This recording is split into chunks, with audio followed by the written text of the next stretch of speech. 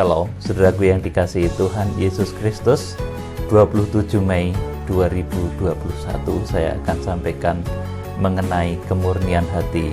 Saudara, bahwa menjadi mempelai Kristus itu harus memiliki hati yang betul-betul murni, dimurnikan seperti emas pilihan, seperti emas murni. Bahkan dalam kitab Wahyu pasal 1 ayat 20 dinyatakan itu laksana 7 kaki dian emas. Artinya kaki dian itu satu benda di bait suci Allah yang terbuat dari emas murni yang ditempa. Saudaraku, demikian pula orang yang akan menjadi mempelai Kristus itu harus memiliki karakter emas murni. Emas murni yang ditempa. Saudaraku, artinya kalau kita memiliki motivasi-motivasi yang salah dalam hidup ini, nanti kita akan mengalami satu kegagalan di dalam mengiring Kristus menjadi mempelai wanita anak domba Allah. Jadi kita harus setiap hari, setiap saat mengontrol diri kita, kemudian menyucikan hati, menyucikan motivasi, menyucikan pikiran supaya kita layak menjadi kaki dian emas di hadapan Tuhan, menjadi mempelai Kristus. Sebab kalau kita tidak memiliki kemurnian hati, kita nanti tidak akan bisa mengikuti kegerakan kitab Wahyu. Kita akan gagal, saudaraku. Jadi saudara harus betul-betul memiliki satu kemurnian hati, laksana 7 sidang jemaat itu. Saudara, ayo kita akan membaca di dalam 2 Korintus 11 ayat 2, bahwa kita ini dituntut oleh Tuhan, saudaraku, diharapkan oleh Tuhan supaya kita betul-betul murni seperti perawat. 2 Korintus 11 ayat 2. Sebab aku cemburu kepada kamu dengan cemburu ilahi, karena aku telah mempertunangkan kamu kepada satu laki-laki untuk membawa kamu sebagai perawan suci kepada Kristus. Kemudian lanjut 1 Korintus 6 ayat 20. Sebab kamu telah dibeli dan harganya telah lunas dibayar. Karena itu muliakanlah Allah dengan tubuhmu. Amin. Saudara yang dikasihi Tuhan Yesus Kristus. Jadi kita, saudaraku, ini ibarat perawan, saudaraku, perawan yang harus menjaga kemurnian, perawan yang harus menjaga kesucian. Saudaraku yang dikasihi Tuhan, dan yang kita jaga ini, saudaraku, sesuatu yang berada di dalam, yaitu hati kita. Saudaraku, motivasi kita mengiring Tuhan itu apa? Kalau motivasi kita betul-betul teruji seperti emas tempaan, bukan karena motivasi-motivasi daging, keinginan-keinginan daging yang salah, saudara nanti akan berhasil mengikuti Kristus. Bahkan saudara akan dilepaskan dari berbagai kesulitan hidup, dari himpitan ekonomi, dari sakit penyakit, dari wabah-wabah akhir zaman, dari bencana-bencana akhir zaman. Kalau saudara memiliki karakter hati yang perawan, saudara memiliki karakter pelita emas, karakter murni, karakter tempaan, hatimu itu tidak kotor. Saudaraku, mengikut Tuhan kok yang dipikirkan sesuatu yang cabul-cabul terus, saudaraku, itu enggak layak, akan jatuh dia. Saudaraku, dia tidak akan bisa menjadi mempelai Kristus. Mengikut Tuhan katanya mau jadi mempelai, tapi yang dipikirkan, saudaraku, itu mengenai perkara-perkara dosa, tipu muslihat, bagaimana mencari uang sebanyak-banyaknya, saudaraku. Ini juga salah. Nanti membuat orang yang berpikiran seperti itu nanti akan jatuh di tengah-tengah jalan, saudaraku, dan tidak bisa mengiring Kristus, bahkan tidak bisa menjadi mempelai wanita anak domba Allah. Saudaraku yang dikasihi Tuhan, oleh karena itu di dalam kitab Wahyu pasal 2 dan pasal 3, Tuhan begitu keras menegur jemaat-jemaat akhir zaman supaya memiliki sifat karakter tempaan. Saudaraku, supaya memiliki sifat karakter emas murni yang tertempa, seperti 7 pelita emas, saudaraku, 7 kaki dian yang berada di sekitar Yesus di Wahyu pasal 1 itu. Saudaraku yang dikasihi Tuhan, saudara, kita akan membaca saudaraku Wahyu pasal 14 dulu saudaraku, ayat 4. Ini orang-orang yang murni hatinya, yang motivasinya di dalam mengiring Tuhan, berjuang menjadi mempelai Kristus itu betul-betul murni, tendensinya itu betul-betul kudus, satu keinginan suci, bukan karena satu keinginan daging, saudaraku, maka dia akan berhasil. Tetapi ketika seorang itu didasari oleh keinginan daging yang salah, maka dia akan jatuh dan tidak bisa mengiring Kristus, bahkan tidak bisa menjadi mempelai wanita anak domba Allah. Saudaraku, Wahyu pasal 14 ayat 4. Mereka adalah orang-orang yang tidak mencemarkan dirinya dengan perempuan-perempuan, karena mereka murni sama seperti perawan. Mereka adalah orang-orang yang mengikuti anak domba itu kemana saja ia pergi. Mereka ditebus dari antara manusia sebagai korban-korban sulung bagi Allah dan bagi anak domba itu. Amin, saudaraku. Kalau nanti ini ayat ini dilanjutkan, nanti tanda dari orang-orang yang hatinya perawan itu, saudaraku, itu mulutnya bersih, tidak ada umpatan, cacian, kata-kata kotor, kata-kata najis, saudaraku, kata-kata cabul, saudaraku. Orang yang menjadi mempelai Kristus itu harus memiliki karakter mulut, ucapan yang begitu. Di dalam mulutnya tidak ada dusta, dia tidak bercela. Wahyu pasal yang ke-14 ini kalau dilanjutkan sampai ayat ke-5 seperti itu. Di dalam mulutnya tidak ada dusta, saudaraku. Karena mulut mempelai atau mulut orang-orang yang akan dilepaskan oleh Tuhan dari bencana-bencana besar di akhir zaman, yang akan dilepaskan Tuhan dari kesulitan-kesulitan ekonomi, yang akan dilepaskan Tuhan dari penyakit-penyakit, dari wabah yang ganas di akhir zaman, dari bencana-bencana besar akhir zaman. Itu adalah orang-orang yang tertempa, saudaraku. Jadi kalau menjadi mempelai Kristus, sudah mengiring Tuhan, bertujuan, bercita-cita, memiliki visi menjadi mempelai Kristus, tetapi sudah pikirannya itu cabul terus, saudaraku, sudah nggak akan bisa, saudaraku, sudah akan gagal.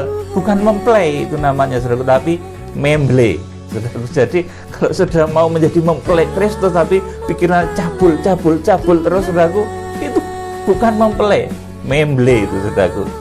Saudaraku yang dikasihi Tuhan, jadi kita harus betul-betul menguduskan diri. Tuhan sangat keras menegur jemaat-jemaatnya di akhir zaman, saudaraku, seperti karakter 7 jemaat. Ada Efesus, Smyrna, Pergamus, Tiatira, Sardis, Philadelphia, dan Laodikia. Itu, saudaraku. Yang pertama saya catat ini, saudaraku, syarat-syarat untuk bisa mengiring Kristus, menjadi mempelai Kristus, itu adalah orang yang di dalam hidupnya memiliki kasih mula-mula. Jadi ada 7, saya catat ini, saudaraku, ada 7 poin penting. Yang pertama, harus memiliki kasih mula-mula. Orang yang mengiring Kristus memiliki visi menjadi mempelai Kristus, menjadi mempelai, bukan menjadi memble, saudaraku. Itu adalah orang yang hidupnya memiliki kasih mula-mula. Artinya apa, saudaraku? Cinta pertamamu, kasihmu yang terbesar itu untuk Tuhan, bukan untuk manusia, bukan untuk segala sesuatu yang fana di dunia ini, tetapi untuk Tuhan. Itu yang dimaksud kasih mula-mula. Kalau sudah memiliki kasih mula-mula, cinta yang nomor 1, cinta utamamu, saudaraku, itu untuk Tuhan, sudah memiliki kasih mula-mula. Tapi kalau cinta pertamamu, cinta yang terutamamu itu sudah berikan kepada dunia, maka sudah nggak layak, sudah akan jatuh, saudara. Kemudian yang kedua, jemaat yang layak menjadi mempelai Kristus ini adalah jemaat yang lepas dari dosa-dosa penakut. Ini seperti karakter jemaat di saudaraku, Smyrna, saudaraku. Jadi penakut ini merupakan dosa, ya, saudaraku. Seperti ditulis juga di dalam Wahyu pasal 21 ayat 8 itu, ranking pertama dari dosa yang membuat seseorang tidak bisa masuk Yerusalem baru, tetapi orang-orang penakut. Pertama, saudaraku. Kemudian ada banyak hal lagi, tukang-tukang sihir, penyembah berhala, saudaraku. Tapi yang pertama ini penakut, ini nggak bisa masuk Yerusalem baru, Saudaraku, jadi yang kedua ini orang-orang yang lepas dari dosa penakut, takut berkorban, takut saudaraku melayani, takut mengiring Tuhan, takut bersaksi tentang Kristus. Saudaraku, ini orang-orang yang tidak bisa layak menjadi mempelai Kristus. Dan nanti di tengah-tengah kesulitan yang akan berjalan di akhir zaman ini, saudaraku, sudah tahu di 7 tahun terakhir sebelum kedatangan Kristus itu akan ada masa yang begitu sulit. Nanti orang-orang yang motivasinya tidak benar, dia penakut, dia akan gagal di situ. Sudah, jadi yang nomor 2, lepas dari dosa penakut. Ini Wahyu pasal kedua ayat yang ke-10 kepada jemaat di Smyrna. Tuhan menegur seperti itu. Sudah, kemudian yang ketiga ini jemaat yang memiliki ajaran-ajaran yang murni. Saudaraku, jadi ajaran-ajaran yang diterimanya, saudaraku, kalau di dalam Wahyu pasal 2 ayat 14 sampai 16 ini, saudaraku, ini saudaraku ada disusupi ajaran yang tidak benar, yaitu ajaran Bileam dan Nikolaus. Saudaraku, jadi intinya bahwa jemaat-jemaat akhir zaman yang akan menjadi mempelai Kristus itu adalah, saudaraku, jemaat yang memiliki pengajaran murni kembali kepada Alkitab, kitab Kejadian sampai Wahyu. Saudaraku, yang menjadi pedoman kita. Saudaraku, bukan cerita-cerita khayalan, cerita-cerita fiktif, saudaraku. Kalau Timotius katakan bukan dongeng-dongeng nenek tua, saudaraku, tapi betul-betul segala sesuatu yang kita kerjakan, bahkan alur kegenapan kitab Wahyu itu, saudaraku, kita semua berdasar kepada firman Tuhan. Kalau tentang kronologis kitab Wahyu, tentunya menurut kata-kata Tuhan Yesus dalam Matius pasal 24 itu, kemudian yang kronologisnya itu dijelaskan di dalam kitab Wahyu. Nanti sudah akan mengerti kitab Wahyu itu seperti apa. Saudaraku, mau jadi mempelai Kristus tetapi tidak memahami kitab Wahyu, ya saudaraku, nanti menjadi darah-darah yang bodoh, tidak bijaksana. Saudaraku, tidak menjadi mempelai tapi memble lagi, saudaraku. Oleh karena itu, teguran Tuhan betul-betul luar biasa. Kalau menjadi mempelai Kristus itu betul-betul harus berpedoman kepada Alkitab seutuhnya. Bahkan memahami tentang kedatangan Tuhan di akhir zaman, tentang 7 tahun terakhir kedatangan Tuhan Yesus, itu kita harus kembali kepada Alkitab. Jangan pada cerita-cerita, mimpi-mimpi, saudaraku, penglihatan, saudaraku, tapi kembali kepada Alkitab. Kalau satu mimpi, satu penglihatan, satu ilham roh, pewahyuan itu benar, nanti dia akan sinkron dengan Alkitab. Tetapi, saudaraku, kalau penglihatan, mimpi, ataupun ilham roh, atau orang yang mengatakan menerima wahyu tetapi tidak sesuai dengan Alkitab, itu tidak usah kita ikuti, karena itu jelas dan pasti bukan dari Tuhan, saudaraku. Jadi kita harus berdasar kepada pengajaran-pengajaran yang murni. Kalau dalam kitab Wahyu pasal 2 ayat 14 sampai 16, jauh dari pengajaran Bileam dan pengajaran Nikolaus, saudaraku. Kemudian yang nomor 4, saudaraku, mempelai wanita anak domba itu, saudaraku, juga harus jauh dari ajaran wanita Isabel. Isabel itu istrinya Raja Ahab, saudaraku.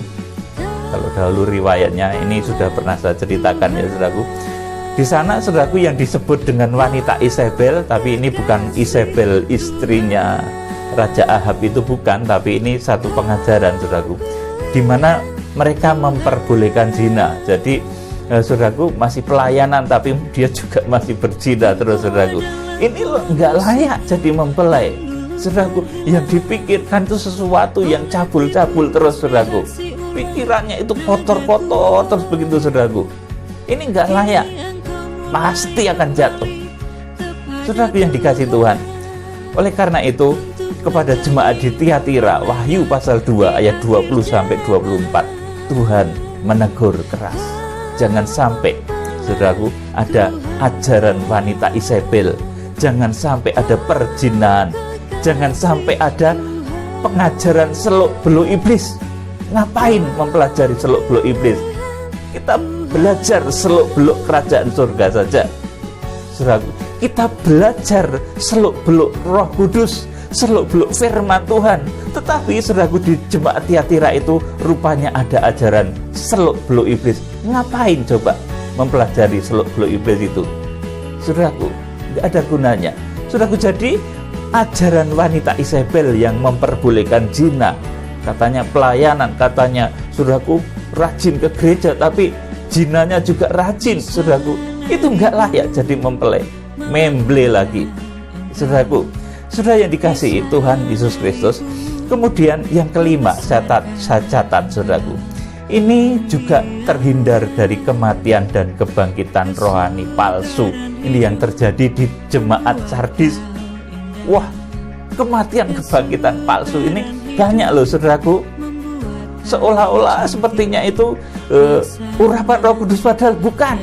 Seolah-olah menangis, padahal bukan tangisan Roh Kudus, tapi tangisan daging, getaran-getaran yang seperti ini.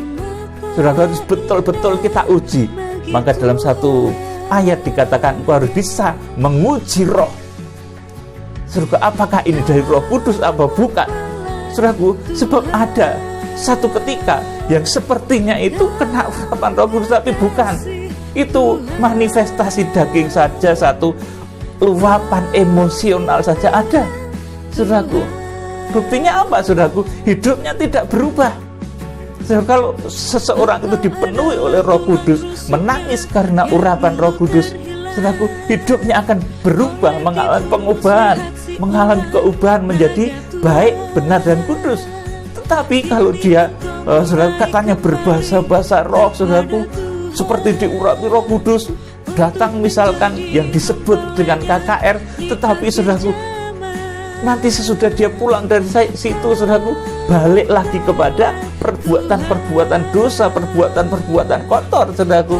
Itu bukan manifestasi Roh Kudus, saudaraku. Itu satu kepalsuan. Saudaraku, harus hati-hati di akhir zaman.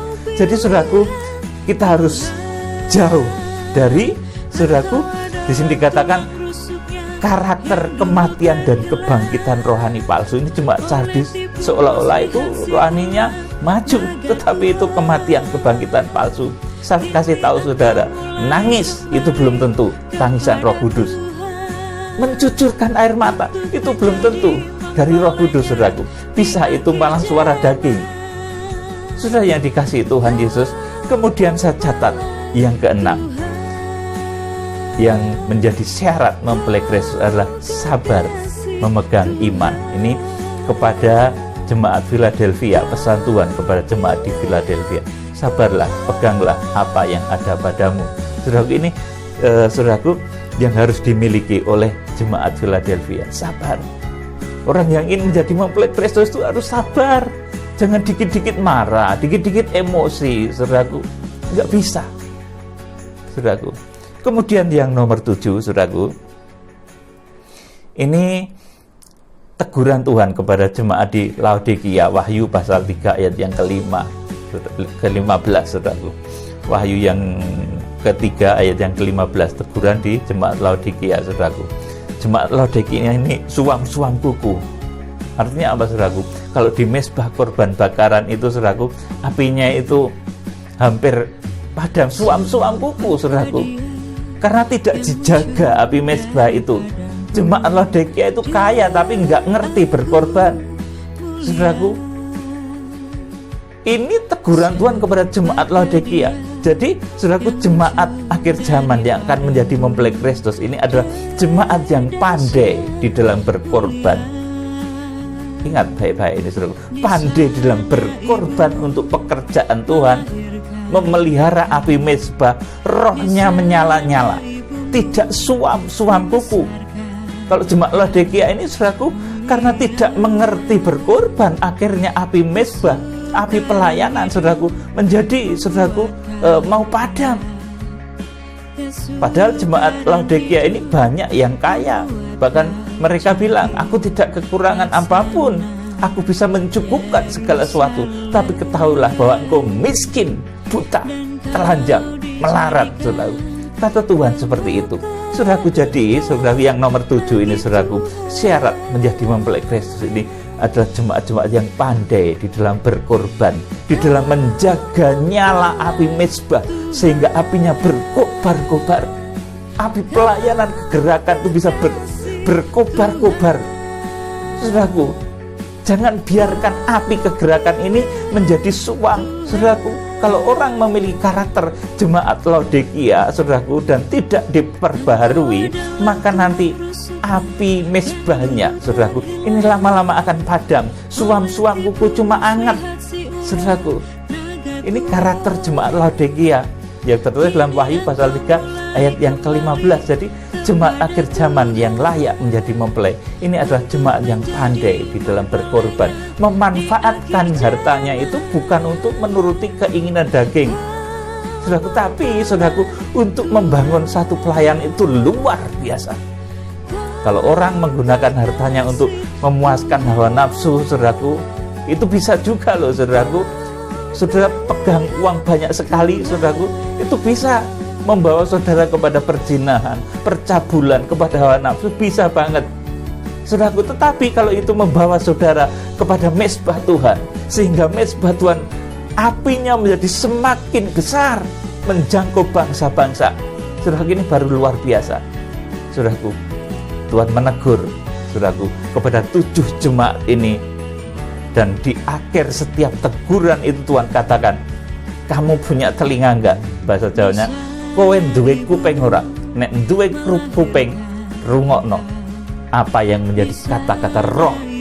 Kalau kamu punya telinga, dengarkan apa yang dikatakan oleh roh kepada jemaat-jemaat. Sebab kalau tidak, kamu tidak dengar suara Roh Kudus, maka engkau tidak layak menjadi mempelai.